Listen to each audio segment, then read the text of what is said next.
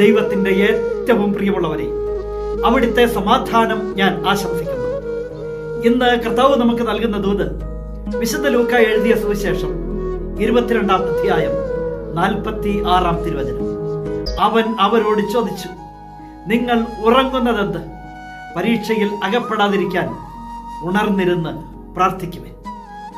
നമ്മുടെ ഉള്ളിൽ നാം എപ്പോഴും കരുതേണ്ട ഒരു ഉണർവിനെ കുറിച്ചാണ് കർത്താവ് പറഞ്ഞു തരുന്നത്.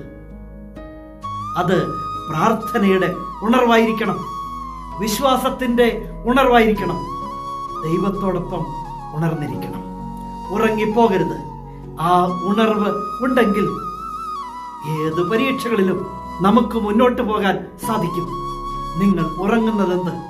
പരീക്ഷയിൽ അകപ്പെടാതിരിക്കാൻ ഉണർന്നിരുന്ന് പ്രാർത്ഥിക്കുവിൻ. പ്രാർത്ഥന ഒരു ശക്തിയായി മാറട്ടെ. എന്തിനേയും ഏതിനേയും അതിജീവിച്ച് മുന്നോട്ട് പോകാൻ പ്രാർത്ഥനയുണ്ടെങ്കിൽ സാധിക്കും.